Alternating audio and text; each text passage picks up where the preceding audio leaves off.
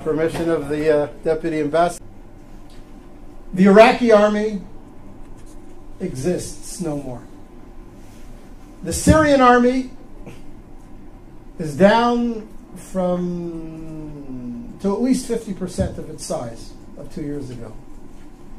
The Egyptian army, all of its 14 divisions, maybe 7 are in any way active, not corroded, corrupt, falling apart.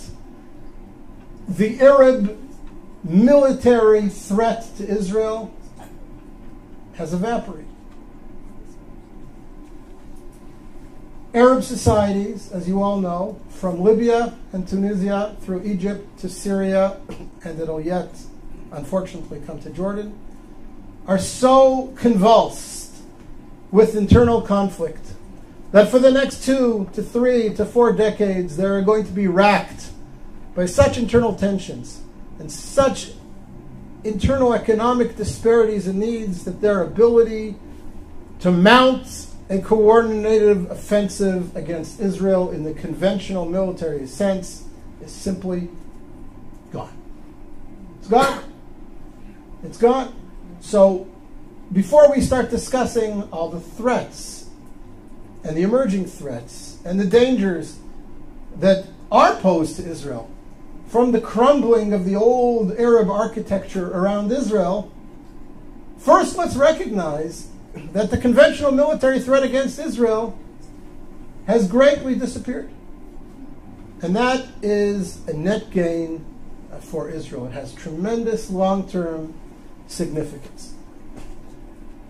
Now, we all know that there are new threats emerging.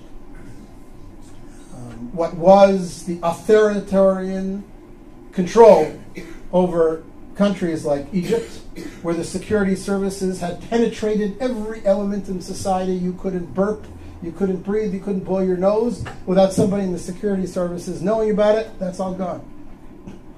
Morsi doesn't have control over the streets of Cairo, never mind the sands of Sinai.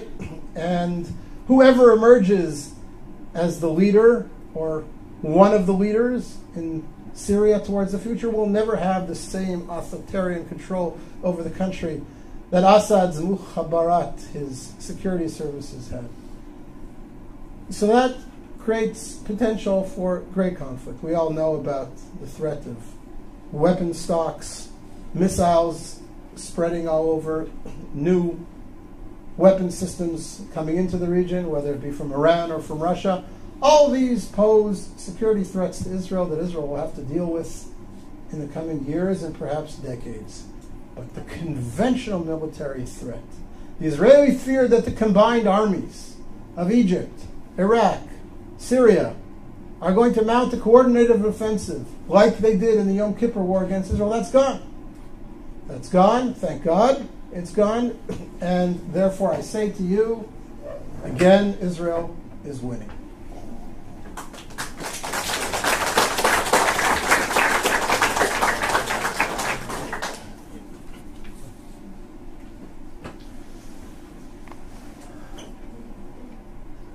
Point number 9, in grand historical terms, of course Israel's winning. Look at the society that's been created in Israel. Look at the creativity of the Israeli community. Look at the vibrancy of life in Israel. I look at my kids. I have a son-in-law who's a software engineer in Israeli military intelligence. I have a daughter doing her PhD in genetics at the Hebrew University. I have a daughter studying architecture at Ariel University in Samaria.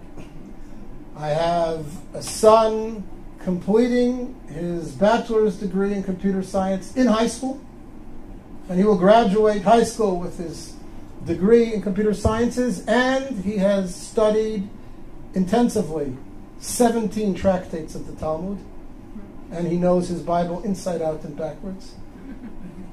And I have 2 younger kids who are in younger grades, and I look at them and I see their contributions and their future contributions to Israeli society, and I look at their friends who are all doing similar exciting things, and one of my daughters is a little bit of an artist as well, and you look at this and you say, what a wonderful youth we have, what a powerful country we have.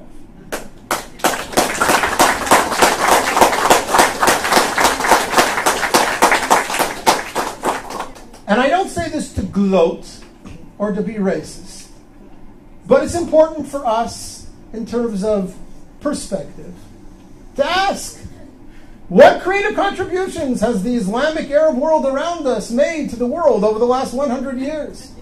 What technologies have been bought by Facebook, Yahoo, Microsoft, and Intel from Saudi Arabia? What's the gross national product of all 40 Arab countries around us put together, leaving oil aside?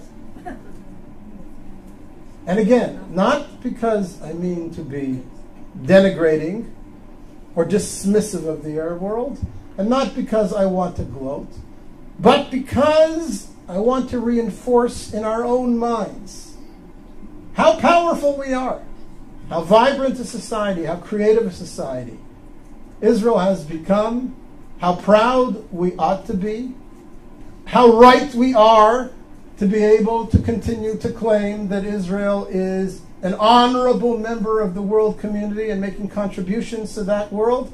It's important for us to remember that we are winning. We have a wonderful country, and it will yet do great things for the Middle East and for the world.